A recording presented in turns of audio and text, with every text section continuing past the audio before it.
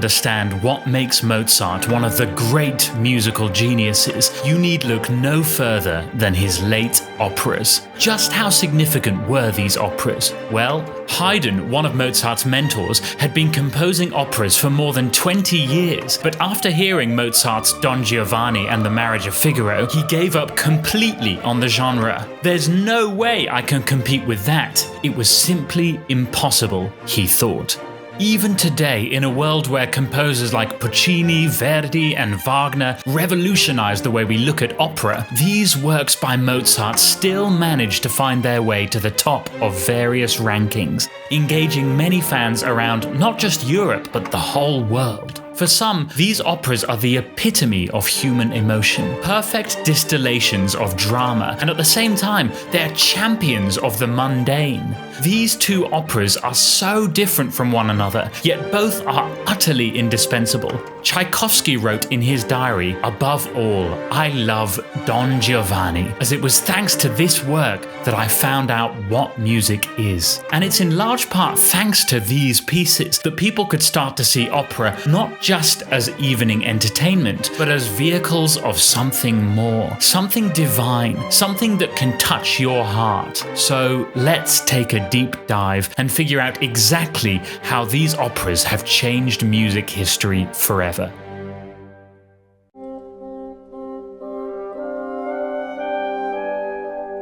In 1786, Mozart, who was now entering his 30s, was still relatively unknown in the genre where he had always wanted to shine, opera, a style of music that would allow his innate gift for drama to run free. For 3 years, he had struggled to earn a commission, and when they did come, the texts he had to work with were simply too mediocre or uninteresting, resulting in 2 unfinished works and a German opera, Der Schauspieldirektor, a work suffocated by long stretches of spoken dialogue. But one fortunate meeting changed everything. The Italian poet Lorenzo Da Ponte approached Mozart with the intent of collaborating. Da Ponte was a writer famous for bringing out the best in the composers he worked with, and Mozart had always admired Da Ponte's work, so he jumped at the opportunity to work with him. Da Ponte suggested they create an opera based on a play written by Pierre Beaumarchais called Le Mariage de Figaro. It was a scandalous work and was actually banned by King Louis XVI for its insubordinate views on the ridiculous hierarchies of the establishment.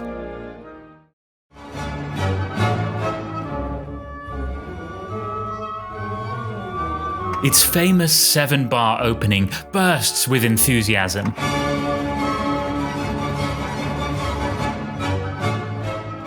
Before racing off with great speed, propelling us ever forward, like a child trying to drag you into a candy store, inviting you into this world of carefree exploration and delight. This is the exciting buzz of preparations before a wedding. Effervescent strings keep you on your feet. The overture then transitions seamlessly into the first act. It starts out by presenting you with 2 themes, one belonging to Figaro,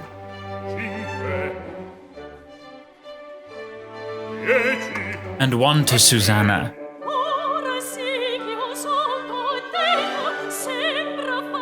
They are about to get married. Figaro is happily measuring their new bed, while Susanna is trying on her wedding bonnet. She is so enchanted by the bonnet that she urges Figaro to have a look, but he is too focused on his work. She grows increasingly impatient as her pleas are only met with indifference. She finally snaps, striking Figaro with lightning-fast notes. "Look at my hair, look at my hair, look at my hair!" Eventually, he finally pays attention to her headdress, and together they sing Susanna's theme. In this remarkably simple scene, we can already see the kind of attention to detail that Mozart strived for. Figaro's theme is deliberately accompanied only by simple strings, whereas Susanna's delightedness calls for a more colourful accompaniment of the horn section. These elements, together with the different themes, create a clear musical distinction between each character that you can seldom find in any other opera of the time. We will follow the story of Figaro and Susanna as they struggle to get married and survive the schemes of the Count and his allies. rise. After all, the Count wants to use his lord's rights to have sexual relationships with Susanna on her wedding night. So, in this sense, this play could be seen as countercultural, as it ridicules the notion of prima nocta and makes fun of the Count who holds too much power over his people. However, as revolutionary as Mozart was, it would be a mistake to think he sat in a dark, gloomy room conjuring up ideas of revolution and planning on how Figaro was going to help overthrow the government. No, Mozart wasn't interested in any of that. Mozart's Marriage of Figaro doesn't really embody the specific ideologies or political philosophies that underlined Beaumarchais' play, but rather Mozart sets out to explore an emotion,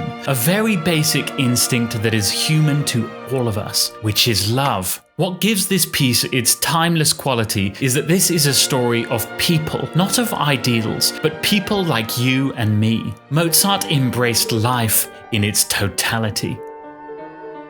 Figaro is filled to the brim with memorable tunes. The infinitely catchy Non più andrai won the hearts of many around Europe.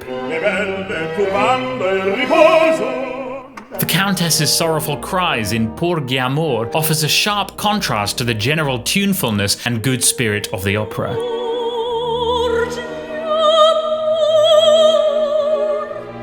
And the deceptively simple letter duet's enchanting beauty leaves you lost for words.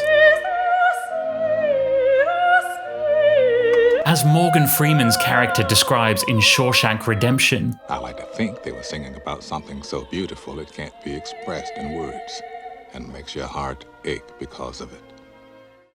Although they all pale in comparison to the second act's jaw-dropping finale, it begins with the Count and Countess in their bedroom having an argument. The Count suspects the Countess of cheating with her supposed lover hidden in the wardrobe. With sword in hand, he demands she give him the key to the wardrobe. The Countess desperately attempts to dissuade him, but it's a losing battle. She's doomed. Then, the door to the wardrobe gently opens, and out steps Susanna. The trio moves back and forth as a baffled Count attempts to apologize. The women have immense fun playing him for a fool. Figaro then bursts into the scene. The crowd is outside. Let us celebrate our wedding. The music rapidly changes tone to reflect this newfound excitement. The Count, however, is having none of it. He proceeds to hold them off, trying to stall their wedding, waiting for the final blow that is about to arrive. We can hear our protagonists down on their knees, begging the Count to give them his blessings with this beautiful vocal melody.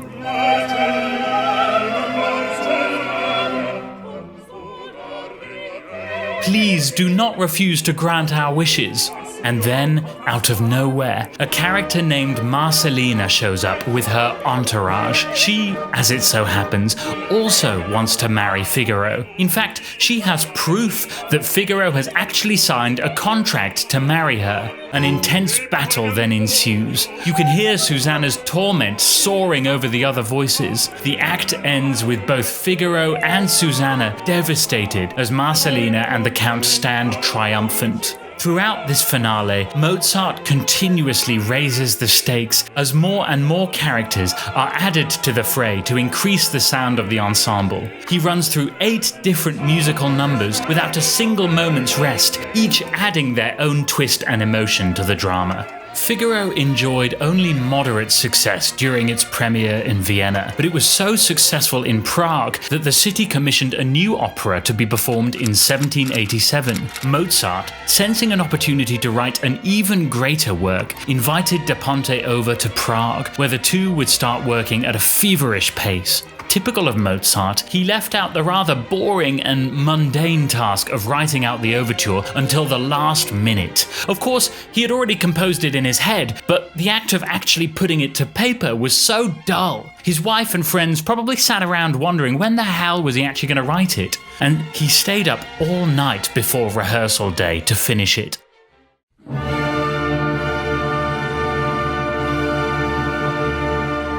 Don Giovanni's overture is divided into 2 parts. The first sets an uneasy mood, almost bordering on sheer horror.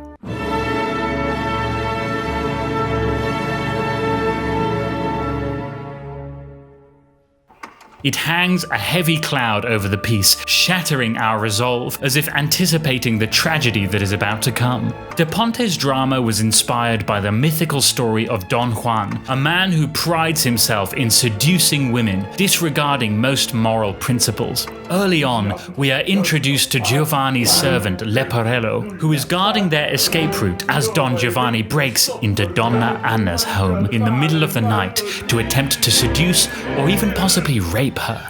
He stands guard idly when a masked figure appears. It's Giovanni. He flees as Anna attempts to unmask him, shouting for help. Her elderly father, who goes only by the name Commendatore, or Commander in English, blocks his escape route. Without hesitation, he draws his sword ready to stand his ground. Giovanni doesn't want to fight this old man. It's a duel without honor, but he is left with no choice. A ferocious battle quickly ensues, as Giovanni easily gets the upper hand and mortally wounds the Commendatore. Giovanna and Leporello stand in shock as the old man's life ebbs away, all of them frozen in stasis. The heavy weight of their low-register voices together with the windworks help to create a somber mood. 3 bass voices in unison weave together in a slow and sorrowful lament. The first moments of Don Giovanni is a complete far cry from the marital fun of Figaro. Instead of a catchy 7-minute piece, it opens with a ghastly D minor cadence and a harrowing first scene, a brutal start to a darker drama. Anna laments the death of her father and swears to avenge him. Some of Mozart's best material is found within this opera. Take the famous catalogue aria where Leporello gives a detailed listing and account of all the 1,965 women that he has conquered, meaning slept with. In Lacidaram la mano, Don Giovanni demonstrates his mastery of seduction on a peasant girl, and the moment where Donna Anna realizes Don Giovanni is the murderer has to be one of the most dramatic scenes of all opera. Here we can see the fine inner workings of drama. Everything up to now would ensure that this opera would have been immensely popular, but the final scene would cement Don Giovanni in the annals of history forever. We are taken into Don Giovanni's mansion as he is holding a dinner party. A band plays an assortment of popular songs of the time, giving a nod to one of Mozart's own arias from Figaro, which of course receives the best treatment. Giovanni is having the time of his life when suddenly a woman's terrified scream cuts through the air. It appears to have come from the entrance. A harrowing mist starts to cover the dining hall. It's like we've been transported to another world. Then a massive stone statue trudges through the entrance. Could it be? No. Surely it's impossible. How could it be? It's the Commendatore. For the first time, the famous surging chords of the overture finally reintroduce themselves. He extends his hand and invites Giovanni to come and dine with him. Giovanni is not a coward. He is not afraid of this stone monster. He takes his hand and shivers immediately begin to run down his body. Repent, Giovanni. Change your life. This is your last warning. But Giovanni refuses to repent. He prefers self-annihilation over the thought of losing his freedom to choose his own path. Giovanni is given 7 chances to repent, and with every ounce of his energy, Giovanni gives out 7 defiant no's. He refuses to give in. Your time is up, Giovanni, says the Commendatore. A hellish chorus of dark spirits comes to take him away as he is dragged to the deepest pits of hell. He gives one last terrified scream as demons devour his soul. This opera is entirely centered around Giovanni himself, contrasting heavily with Figaro's multifaceted nature. The essence of Giovanni's character lies in his unbound nature and his urge to live and love as he pleases, and so in some ways he is relatable and the audience might even find some cause to root for him. He lives to master every challenge thrown at him. He is in total control, and his ultimate defeat is not down to any mortal power, but to the supernatural and demonic. What Mozart and Da Ponte achieved with Figaro and Giovanni is so breathtaking and of such significance that I urge you to see them performed live at least once in your lifetime. These works stand apart as true masterpieces, and while they are firmly based in the classical period, they are set apart from any other operas of their time.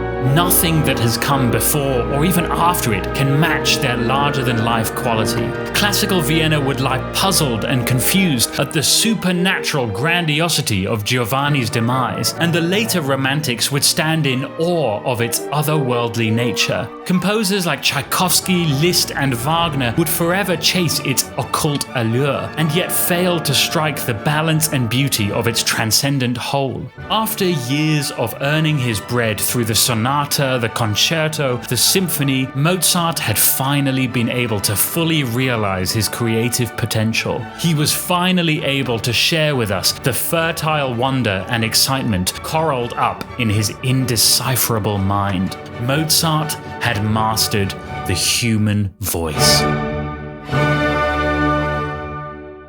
Do you struggle with the essential core skills of music? I'm talking about sight reading, writing, and ear training. Many people have strong musical ambitions, but have never had the opportunity to develop these skills. Without them, you are missing so much of what music has to offer, and you're holding yourself back from real development. I want to introduce you to the Musicality Training Program, a complete, holistic, step-by-step training program for your musicianship, from absolute beginnings to a university level of skill. This program will guide you every step of the way to develop the key skills needed to become a first-rate musician. It's designed to develop your musicianship from every angle, with bite-sized theory lessons followed immediately by a wide range of exercises to help that theory really sink in. This program has worked on hundreds of musicians, and getting started is super simple. First, head to the website, then simply sign up for the program. It takes 2 minutes. And finally, you follow through with each stage of the program step by step and watch as your musicianship develops significantly. Remember, if you want to become a confident musician, you need to take your training seriously. And if you want to transform your musicianship, develop great ears, sight reading, and writing skills, then your next step is to go ahead and get registered for this training program.